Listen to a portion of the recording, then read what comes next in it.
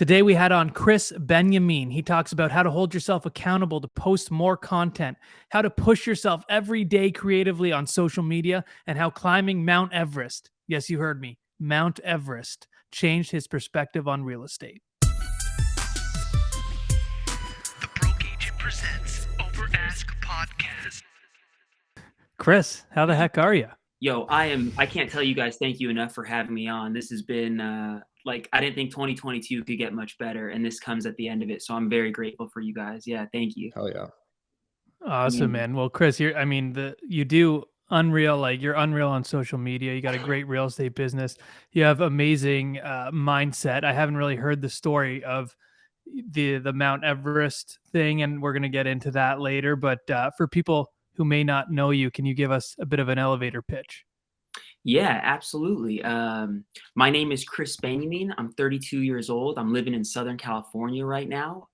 Before coming back to SoCal, where I grew up, I was practicing law in Northern Nevada and Lake Tahoe.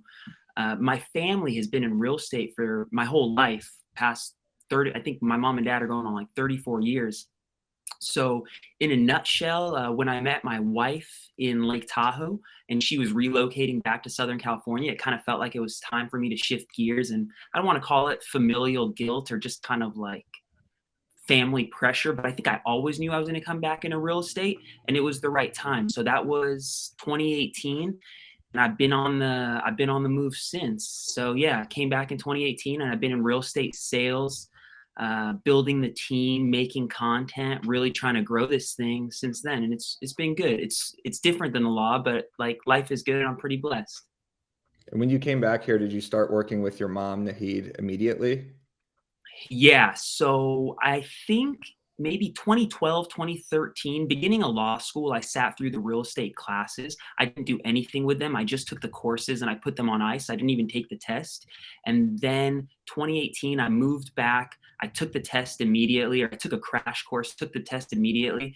And then I jumped into the field, working with my mom immediately. And I really tried to lean into the education stuff. So, first week on the job, I think I scheduled an appointment. My mom was like, "What are you doing?" And I think I scheduled an appointment with like every lender that hit me up, every title rep. I was just trying to talk to everybody. Oh, it's the worst thing you could do. You have a million lunches with them. I've learned my lesson. Yeah. How was it? I guess initially, sorry to cut you off, but just working with your mom, I can't imagine. I love my mom. She's definitely listening to this episode. Mom, if you're listening, throw this video a like, because that helps us in the comments. I can't imagine just the daily conversation and relationship and back and forth. So how is that with your mom? Yeah, it's a good point, man. My mom is watching this, not for me, but for you, because she's such a big fan of you, Eric, and she's about to learn about you, Matt. No, she really is such a big fan. It's not easy every day, and I think that's normal. But for me personally, and I think you guys can understand from being in the business, real estate takes up so much of your time. So I grew up very privileged, very, like a silver spoon, and I didn't pick that life. But as a result of it, my folks were not super present growing up. And I don't say that harboring any ill will. I think I learned a lot of the work ethic as a result of watching them grind so hard. But to be honest, I feel like my relationship with my folks got so much better when I moved back home. Not because it was, bad before, but just by proximity, I get to spend way more time with them. And there's no doubt that a lot of it is about the business, but just to be around my mom and get to put so many hours next to her, I'm grateful for it, because like a lot of people don't have that. And then the second thing, go ahead.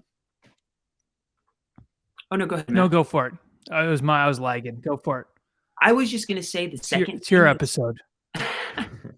I'm just grateful. Like, my mom is a goat in the industry, and I don't think it's easy to find good mentors or good role models. So when you have, one of the biggest producers like in your area as your mom, it's like, how do you turn away a role model like that? So yeah, I've just leaned into it, and I've just taken advantage of it. I think you take advantage of the opportunities you got. Because your mom is such a big presence in where you live. It's cool though. You've still kind of paved your own path, and you're known, and you have your own identity in this business. So, and I think a large part of that was because of your social media presence. Did you did you want to be on social media as soon as you got into this business? Was that something you were really like passionate about? No, the opposite. I was sort of trained in law school and trained when I was practicing law. Social media is bad. And obviously lawyers are changing their attitude about that, but I was very mindful about not putting out a lot of my personal life. You know, I got neck tattoos, I got all these things. It's like I didn't think as a lawyer I wanted to put it out on the internet. And then I come into the business and I'm on the phones, I'm door knocking, I'm sitting open houses, I'm doing all these things, but I'm really not bringing in the business that I want to be because I'm new and everybody knows it takes time. And then I went to Elite Retreat. Another benefit of just being around the ecosystem in Tom Ferry, but my mom takes me to, I want to say Elite Retreat or something very early on. And Tom Ferry was like, video, the same thing he's preaching now, but this is in 2018. And I said to myself, if there's anything I can do to help move the needle and I can control it entirely myself, it's showing up on camera. And that was it. If you were to scroll back to what I was doing back then, I literally used to print a KCM article, like a chart, and I would just talk at the chart. And I did that once a week. Nobody was doing it at that point, and that was kind of late to the game, you know. I was just pointing at the chart. I was doing that once a week, and it's just been building since. I think now I realized how much I love the content creation because it kind of gives me a platform to perform. It's like being in a courtroom. I kind of like turning it on, but it's been a muscle that I've been growing, and it was definitely not what I started with at first. You were doing the green screens before the green screens even existed, just literally pointing at a physical chart. That's insane. KCM now actually has a program called Real Talk where you could actually talk about their charts and they actually appear on video for you where you don't even have to go green screen. So that's a pretty genius development by then. You were doing that before they even came up with that. That's awesome. Right. I've been working with KCM on the Real Talk thing. We've collaborated on some stuff, and I think it's dynamite. I think stuff like KCM's Real Talk is a great way for people to kind of like dip their toes in because you don't just start making these skits, I don't think, out the gates. Or if you do, they're not going to be as good as like the skits Matt is making or the skits Derek is making, or it takes time to kind of get there. And everybody wants to believe that you just start making dynamite shit. And you kind of have to, you just kind of suffer through it until you get there. Everyone's like, how do you find your voice? How do you find your singing voice? You just have to sing and you get better in the process. And nobody kind of wants to start. No one wants to get started when they're shitty, and it's just part of it. Matt's actually got a pretty good singing voice, like an actual singing voice. The thing is I have a good singing voice for a real estate agent. So it's a big, in the kingdom of the blind, Matt. In the kingdom of the blind. Before we hopped on, I was like catching up on some of your content, Matt, and it's like not bad. Your Tom voice is pretty good. Your Eminem voice, not bad. Really good. I thought the rap was really good. The flow I loved. Krys, so all this content, I was going back on your page. You have so many different buckets, basically. Like you have agent to agent content, you have local content about like Los Angeles food, about SoFi Stadium, very like hyper local specific, and then you have like funny skits that appeal to like all realtors. So kind of what's your strategy with that? Are these mapped out beforehand? And like how much time, I guess, are you spending on like each one, and why are you doing all of them? That was 7 questions right there I just hurled at you. All really good ones, man. I am, so like to start with the buckets, I need to be taking my own advice that I'm soliciting to everybody when they're asking me questions about content creation, because my first thing that I'm telling them is pick the amount of videos that you want to be posting every week, and then pick what buckets that you want to be creating content around. So for me, I had made the decision that I was going to be posting every single day. A couple years back, it was like Monday through Friday. That was the commitment that I made. So if I know that I need to make 20 videos, how do I make 20 videos and what they're going to be about? And honestly, 2023 is going to be the year that I believe I sort of refine it a little bit, because I've just been testing different things. You don't know what works until you try them. So if you were to scroll back, you see everything I was making was informational based. And that's because I think with my background, it's just where I felt the most comfortable. And then I started getting like my feet wet with funny stuff. And then I started getting my feet wet talking to people in the community.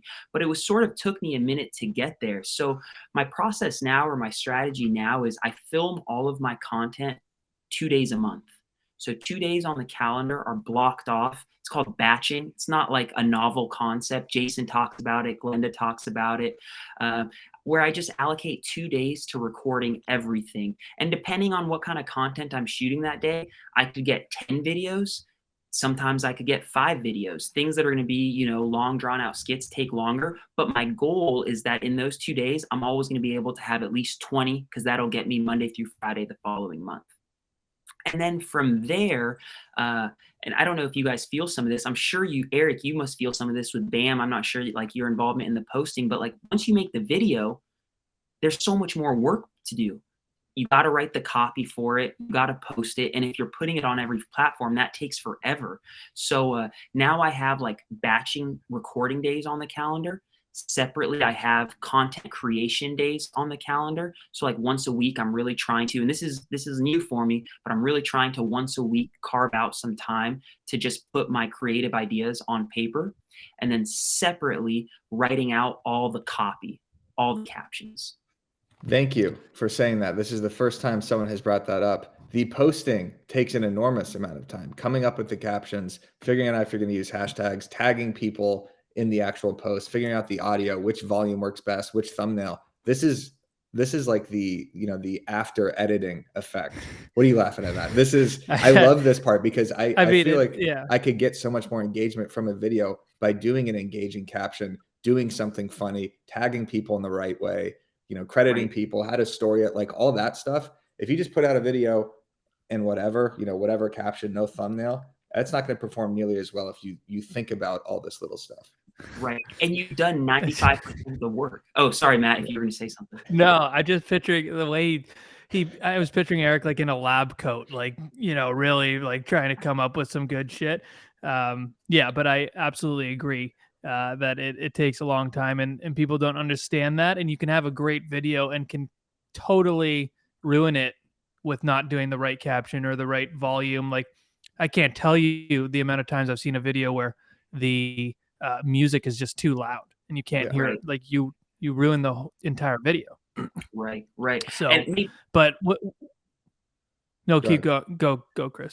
I don't know if this is my OCD or it's just because I like Instagram, but I keep on my plate Instagram for me and Nahid. So like any of the posting, very rarely does anybody else post on Nahid's Instagram other than me. And it's always on my Instagram. But when I was leaving to go on a climb in South America last year, I was leaving for a month and I said, how do I not turn off the faucet for my mom? Like, I'm cool going dark, but I can't do this to the rest of the business. And that's when I was really trying to figure out how I can delegate things on every platform. So the wheels just keep moving. And that's what I do now is I'll be posting on Instagram, but I have the team help me on Facebook business, Facebook personal. Well, they're integrated, but like Facebook, TikTok, LinkedIn, Google My Business, our website as a blog, all that takes time. And that's what I've delegated. Yeah. One thing I love about your content, Krys, is it's just like, as soon as you see it, I think this is what makes a great creator is when you see it, you're like, oh yeah, that's Krys. And then it's almost like you're the originator of that style. And I love that. And it's very hard to do.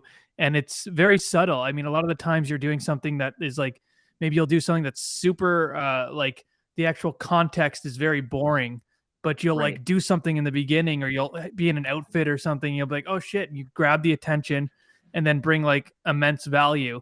And I love that to the point where like, if you see someone else, like I said, doing it, you're like, oh, that's a Krys video. They got inspired by Krys. And I think you're one of the main creators in our space. Like I put you up there with Taya and Glenda and Derek Gregory and Property Brother-in-Laws, like that kind of thing. Like I think you've really carved your name in the creation space. In the what's that mountain? The Mount Rushmore of real estate content creators. You'll have Krys's face right there. You truly are. You're a hook master. Like, and it's all timely hooks too. Like you have one recently because World Cup's going on where a soccer ball is like flying into your face. You have one where you're crawling under like people's stalls and be like, hey, you want to learn about interest rates? I don't know if that's the actual context of the video, but you're always doing something insane at the beginning, and because you understand that attention when you're scrolling, that first 2 seconds, obviously everyone knows this already, but that is so important. And you're doing crazy stuff. Like you won't even be in frame. Like you'll just jump into frame or something like that. So people should go look at Krys's page right now and figure out how to like implement some of these hooks. But I do not recommend going on the bathroom floor of a public facility and doing that. It was disgusting.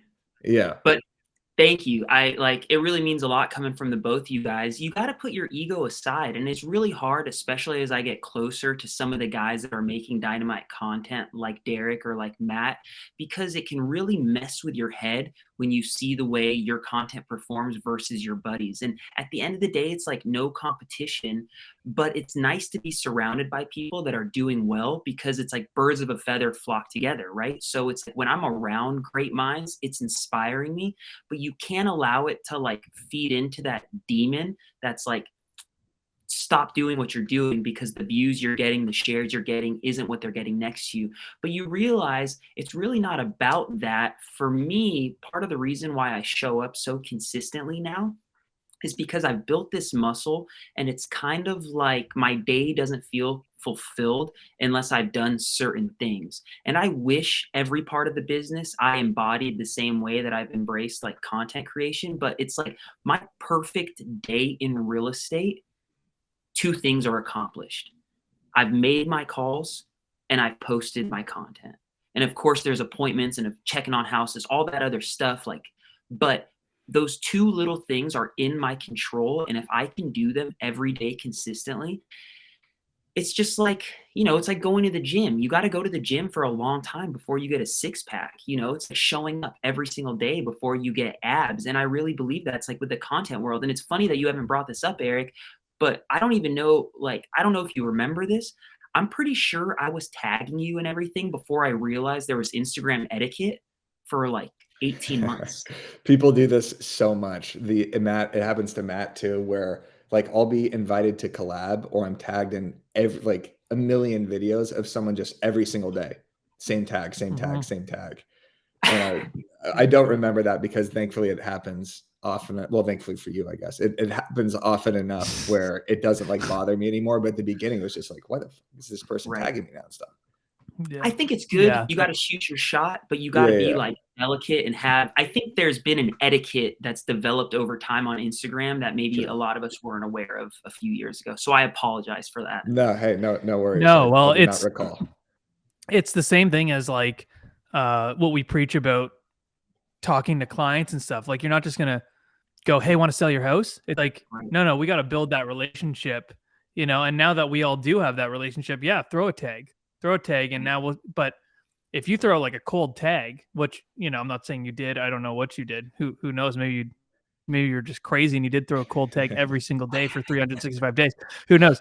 But like, it's building that relationship. And then now, like I said, we have that bond, and now, throw a tag. Like everyone, it's a small community of creators, I find, who are really creating. There's a lot of like trendy stuff and people are just kind of pulling from things, but it's a small community of people who are actually creating, and trying to like disrupt the industry a little bit.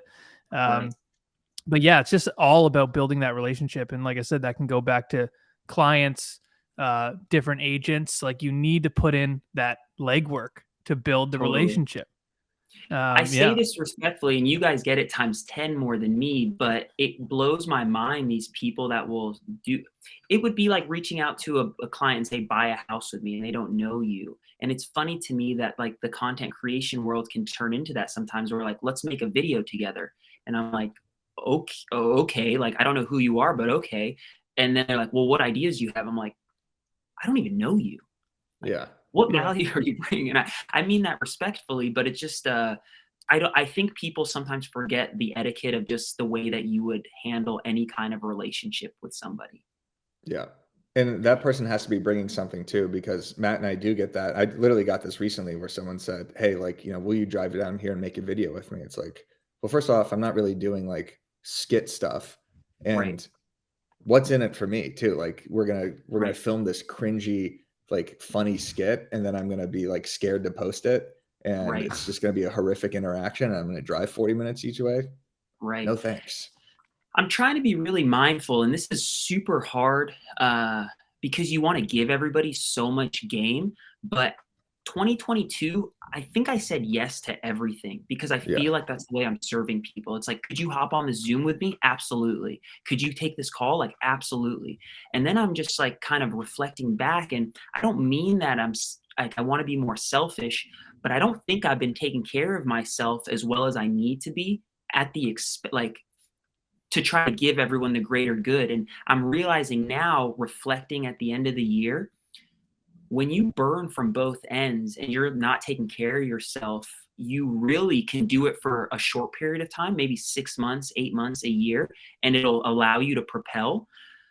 But the crash is hard, and then you're not giving anybody anything of value, and you're not feeling creative, you're bad on the phones. And that's just one thing that I'm really reflecting on, and I'm thinking about how to handle better in 2023 is being more mindful of my time, because it's allowing me to serve people better when I am at my best. And I would imagine you guys are feeling like this with like the attention you're receiving these days.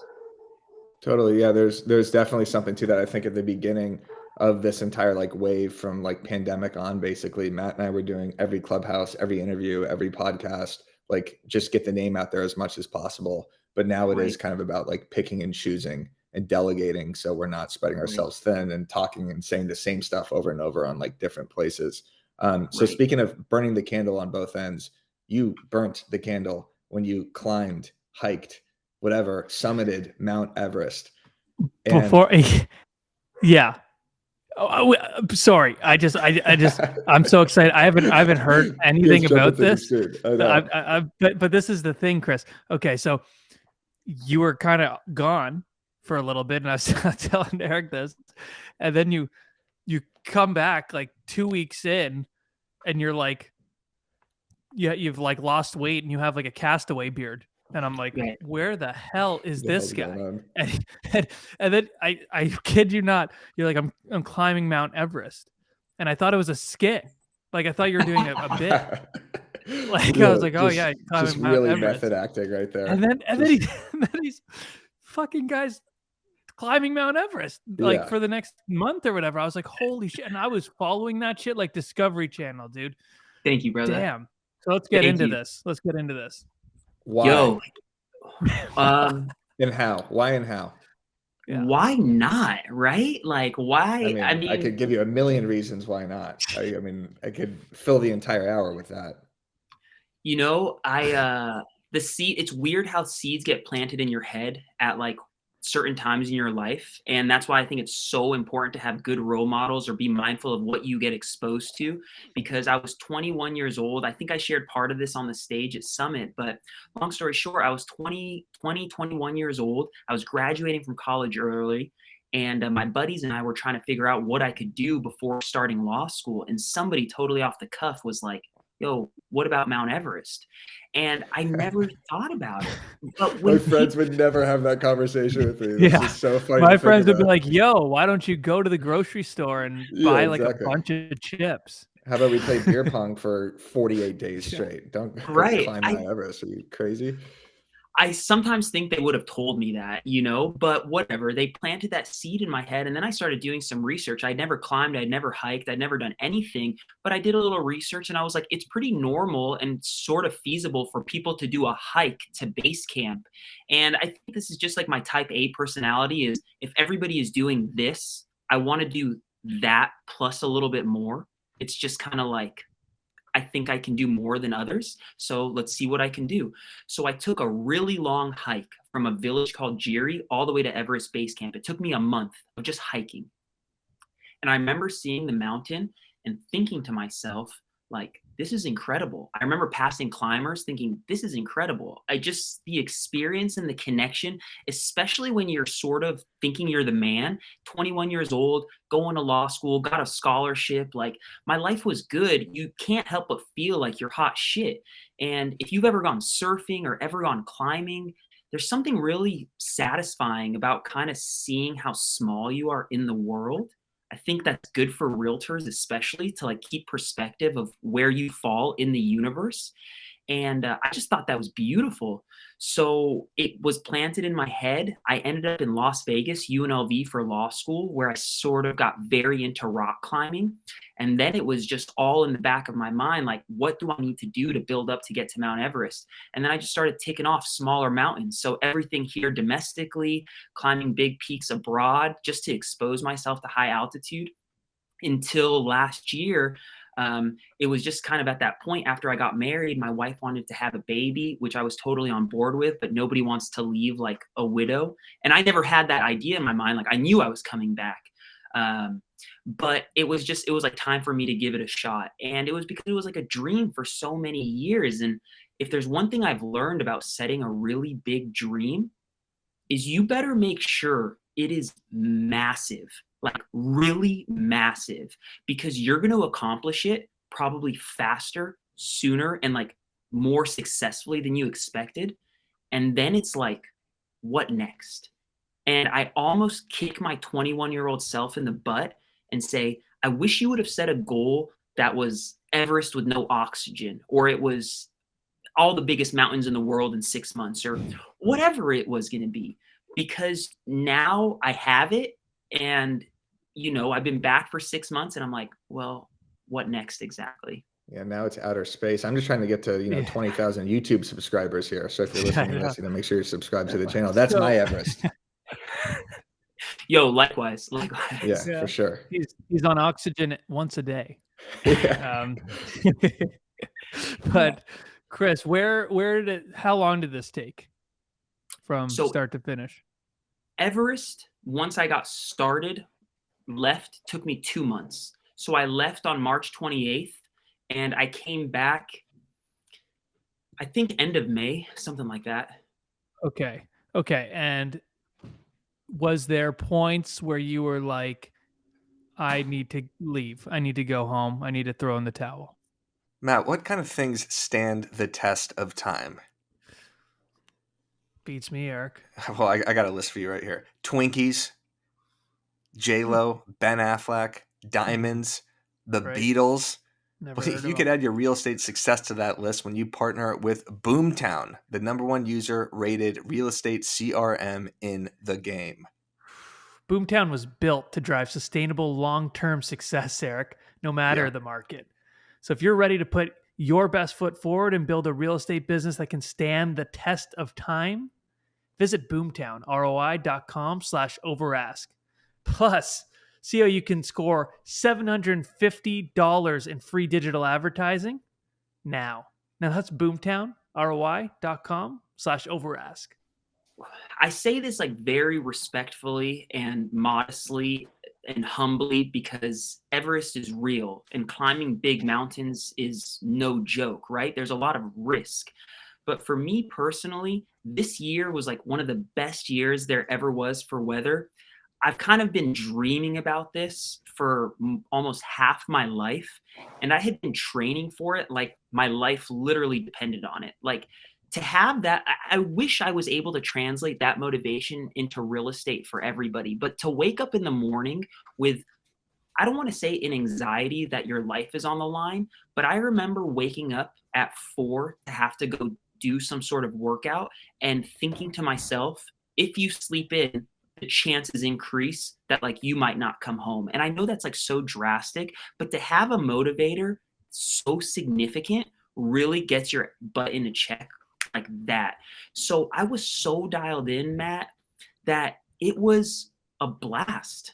It was so much fun. Like, I showed up to Everest thriving, and I wasn't there to survive. And I think that's like something that agents can apply is, are you trying to get through your day? Are you trying to get through your phone calls? Are you trying to enjoy the process? Like, are you just trying to bang out this skit to post it? Or are you acknowledging that this is kind of fun? Because what sort of life is it to just try to suffer through everything and checkbox it? I look at those memories so fondly. And if I talk to the people that were on my team, I don't think they felt the same way. And it's because they didn't approach it with that mindset. It was like, I'm going to check this off my list. And in my head, it was like, I'm never going to be this close to the mountain ever again. I'm never going to see this ever again. I'm going to make this awesome. What was like the worst moment of suffering on the mountain? Like the coldest, I think you were mentioning something about like you had like wet socks, but you didn't even realize it in your Tom X talk. Like what Yeah. moment were you like on the mountain like this is terrible, or like this like maybe I'll just turn back right Yeah. now. I had 2 moments. One of them was more like a moment of weakness. It was Easter, and I had a satellite phone. I was getting messages from my family about everybody together on Easter, and I saw a picture of my grandma and my lady, and I remember thinking to myself, "Is this like, should I be here? Like, I'm missing out on these memories." That was like a small little hard piece. The hardest piece for me, truthfully, was on my way to the summit, maybe 2 hours from the top. I passed a dead body that was, God.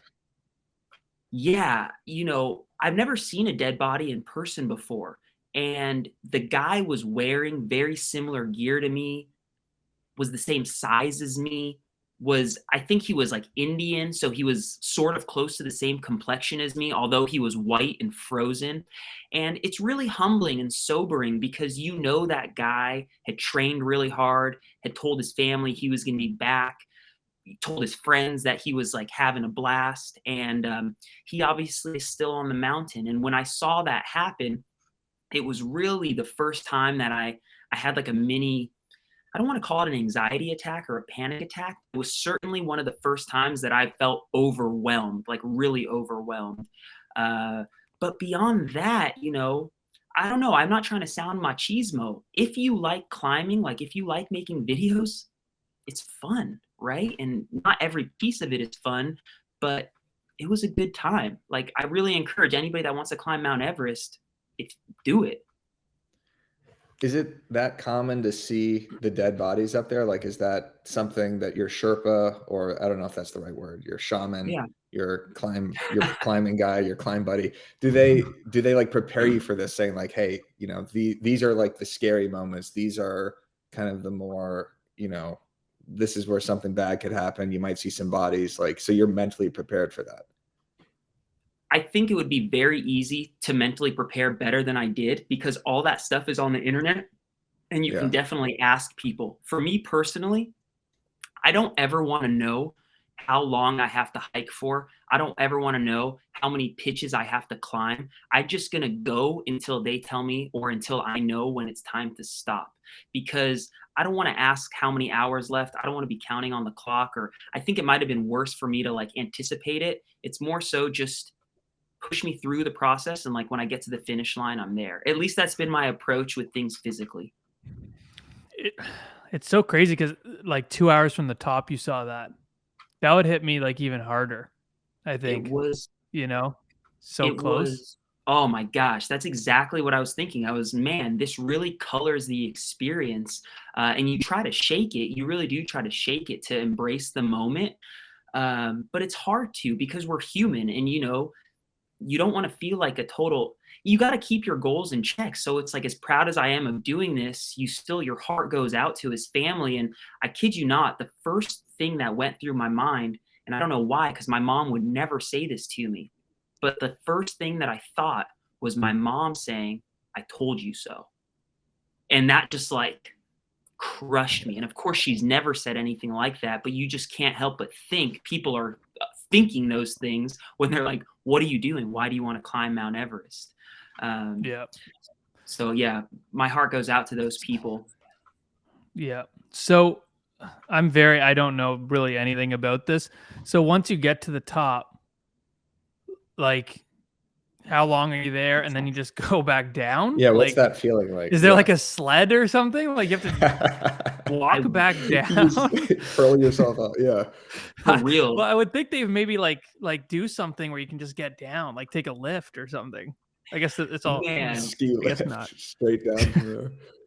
My goal, like my kid's not even here yet, but I'm already thinking, I hope this guy is a super badass skier, because if you can ski or snowboard at a high level, you don't have to hike out. You can ride out. Not like a few people have skied off the top of Everest, but no, man, you got to hoof it. Like you really got to walk.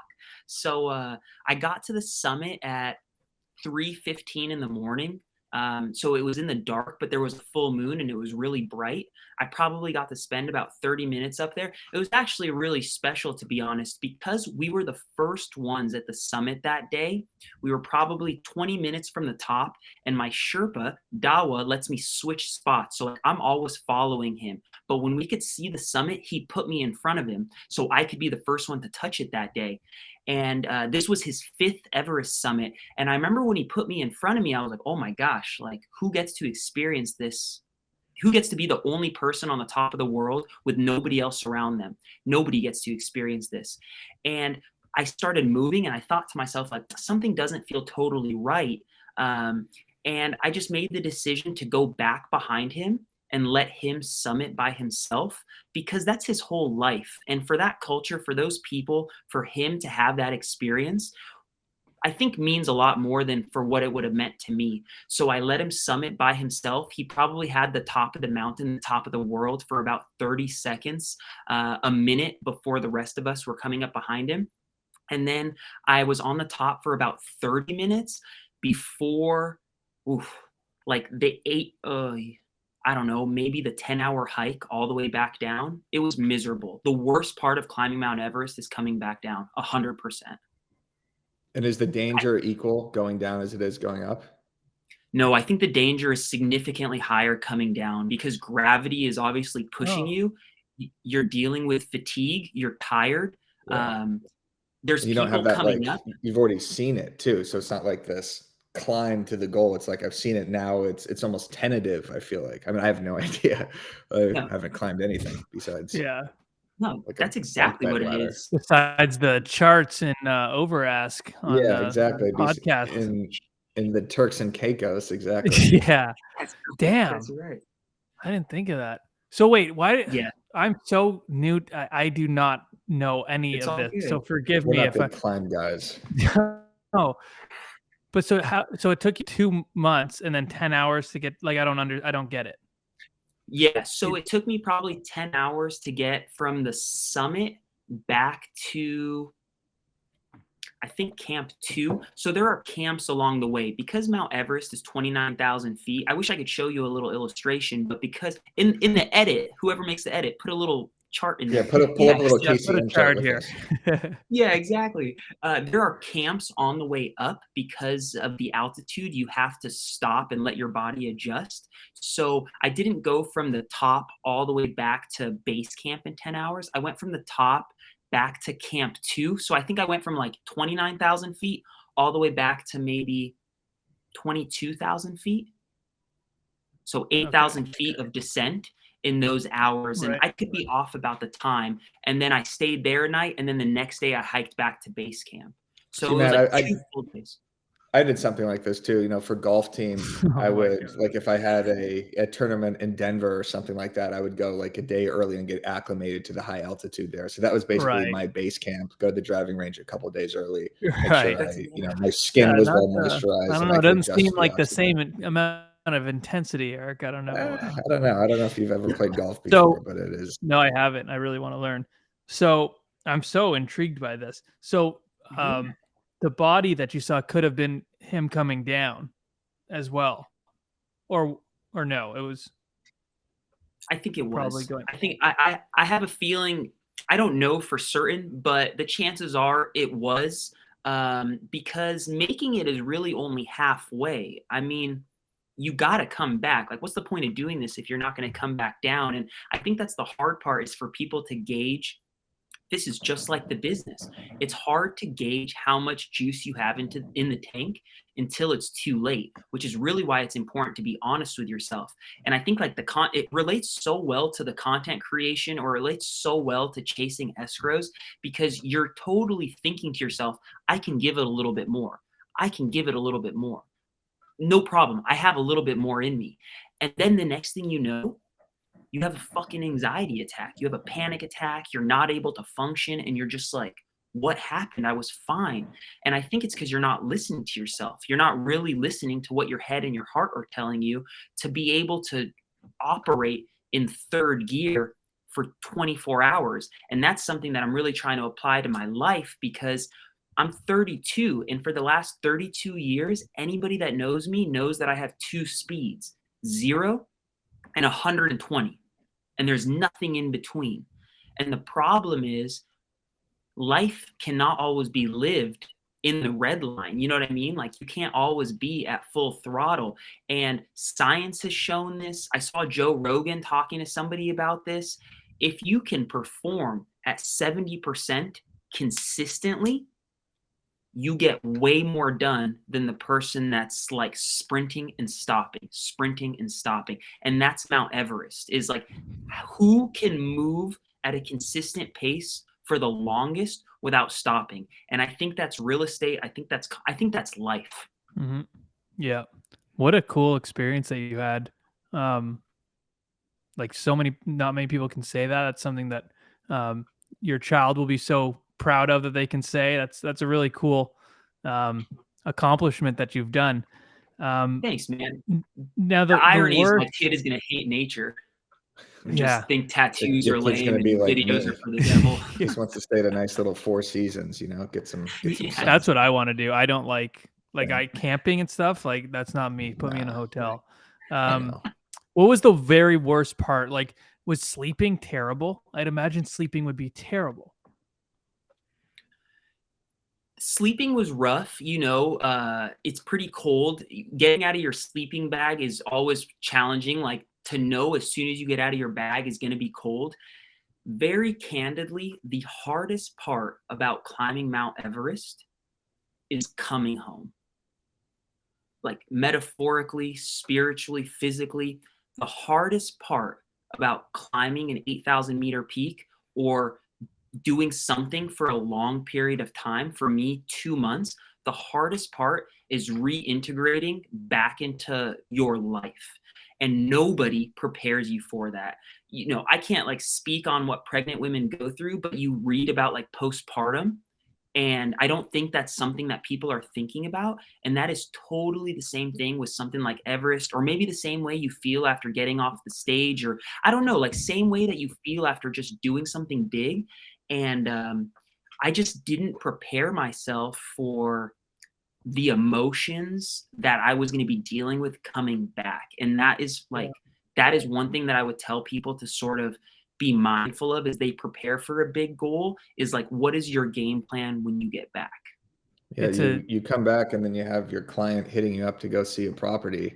And it's like, this is so minuscule compared to the experience that you just had.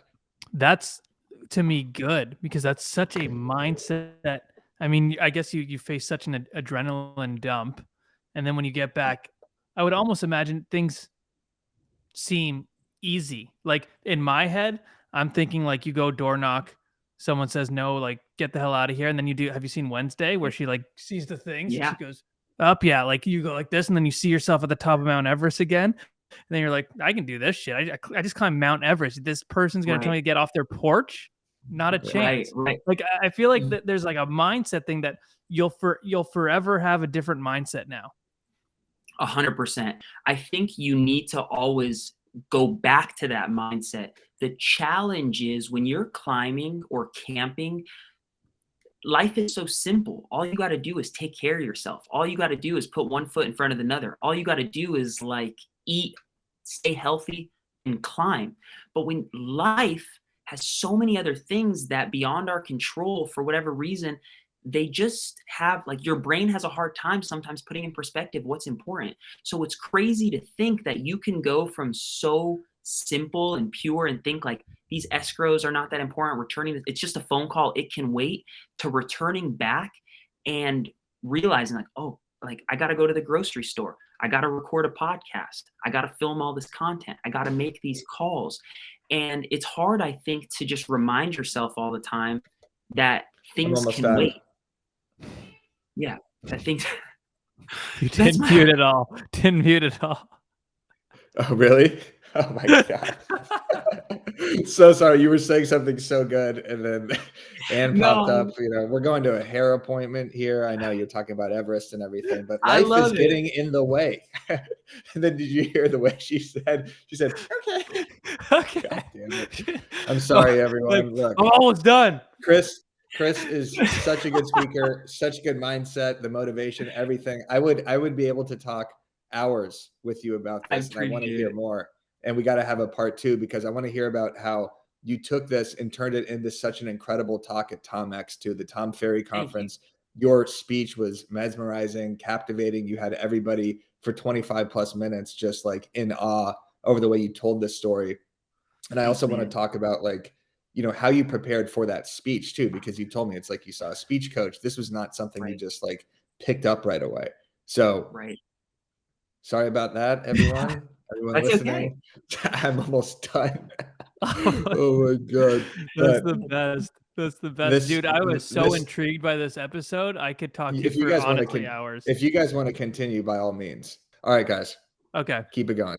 Love all you. right. Bye. Yeah. Well, I just want a bit of a better ending. I have a question about I'm so intrigued by this because it's something it would be so out of my comfort zone. Like I said, I don't like Is his mic still on? Probably. It's hilarious. You should put him. Oh, he'll be done soon. But what did you eat? That's a good question. So I brought gummy bears are my kryptonite. So I brought a ton of gummy bears and gummy worms. Not to say I lived off of them, but I brought a lot of snacks that I just have experience knowing that I like when I'm climbing. But then once you're at base camp, for the most part, like the Sherpas and the team are preparing food. So you eat a lot of spam. You eat a lot of rice, tuna, pasta. The food is not the best. No, it's not the best while you're hiking up a mountain. There's no four-season restaurants or anything like that.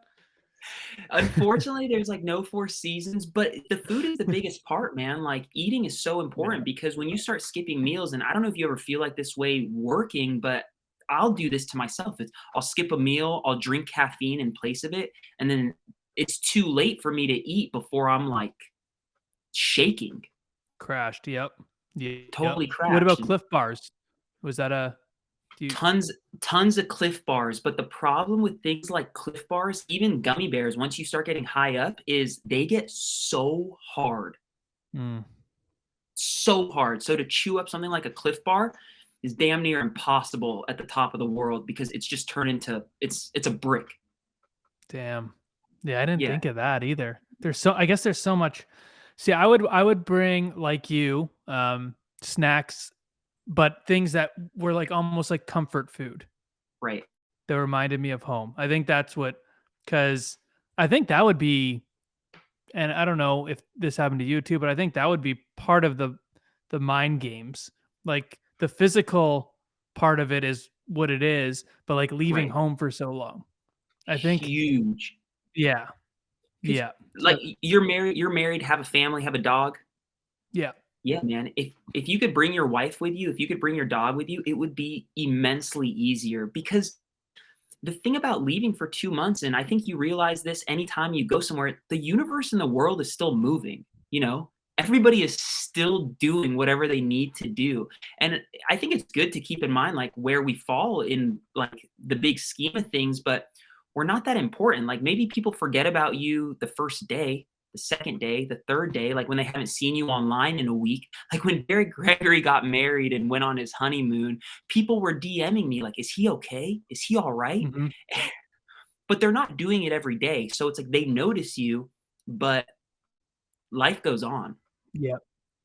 That's actually, it's a very important thing to note and remember, especially in this business. I find there's a lot of their ego just gets so out of hand, whether it's from a creation side of things, like they'll get a couple thousand followers and they're like, you know, no one else, they ain't shit anymore. It's just like, it's very odd. You have to like almost reset yourself sometimes and think like, listen, we sell real estate. We're not saving lives. We're not, you know, like, let's remember what we're doing. Let's have fun with what we're doing. Yeah, we're helping people, but at the end of the day, we're real estate agents. Right. So I think that's something that people have to remember because the ego in this business for some people is getting way out of hand to me. Right. For making videos. No, I think that's like That's everything right there, and I think that's why it's good to be surrounded, and the bigger you get, the harder it is to be surrounded by those people, but, like, that's why I love going to elite retreat or being around these agents. I'm sure the same way you feel when you're at these big agency parties. You're a very small fish in this pond of heavy hitters, and I think it's so good for us to be surrounded by those kind of people because it puts us back in check, you know, and that's I don't ever wanna be the biggest name in the room. Like, I don't ever wanna be selling the most houses in the room. I don't wanna be that guy because that's just not where you grow.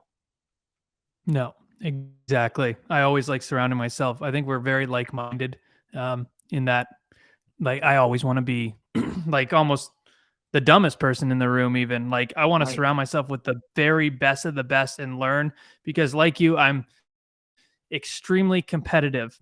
right, You said, like, you could do one more. I think right. that too. With everything I do, I always think I can do one more, even 100%. photos. Like, a picture says 1,000 words. Well, I want my picture to say 1,001. That, Exactly. like, that's just how I am. And, Right, I just want to, and it's like setting these crazy, like, I compare myself to, for podcasting, like, I compare myself to Joe Rogan. I know I'm not going to be Joe Rogan, but I don't want to compare myself to some other real estate podcast. I want to compare myself right, to the very best, and that right, makes you better. When I right, do skits, I want to compare myself to Saturday Night Live. right, I don't want to compare myself to another creator in the real estate space. And it's right. not to say that I think I'm as good or anywhere near those people, but I think No. it's a mindset thing that makes you, well, they did it like this, so I want to do it as close as I can to that. 100%. And you might not be Joe Rogan tomorrow, but you are on the route. And that's the part, that's what's real. That's why real estate is so difficult for young people, even like in your 30s. People that are killing it in Mhm. this game have put in the days, the years, the months. It never came overnight. And it's because it's like a trust based sport. So that's really like people just don't wanna give themselves the time it needs to really succeed, like, at the levels they wanna succeed, and it's just there's no way around it. Certain things take time, and there's nothing wrong with that, which is why I think you gotta dig the process. Yeah, man. Yeah, of course, dude. I appreciate you coming on. This was so cool and intriguing. I love this mindset shit and Thank you. so much respect for you and everything you do in the Everest and just keep crushing it, dude. But Yeah. before we go, where can everyone follow you and go DM you and talk to you?